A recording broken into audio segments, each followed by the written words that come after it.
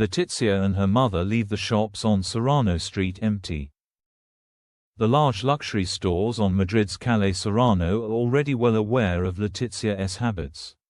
The Queen of Spain is a big fan of one of the leading fashion brands located on that same street. In this sense, as is typical for major media figures like Letizia, brands allow her to arrive, choose the clothes she likes most, and, in exchange for wearing them and, in a sense, promoting the brand, they allow her to take them without paying a single euro. It's a very common practice, and one with which luxury brands and stores are more than satisfied. However, the problem arises when this relationship of trust is exceeded and this permission is abused.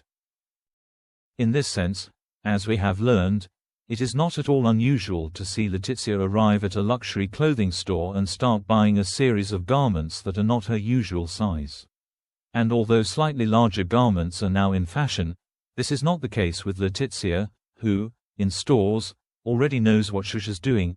She takes free clothes to keep her mother, Paloma Roccasolano, happy.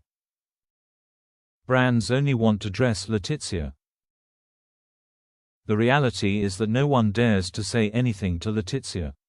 They can't play the game of making the Queen of Spain unhappy and stop her from wearing her outfits.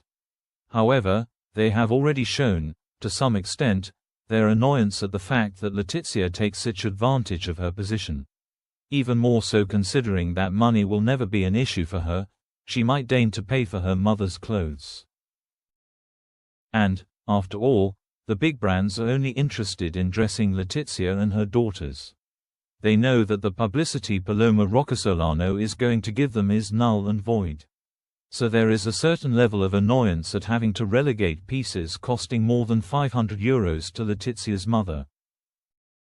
So, even though they're happy to give her clothes, the big luxury stores in Madrid have already learned about Letizia's bad habits, which are always taking free clothes for her mother.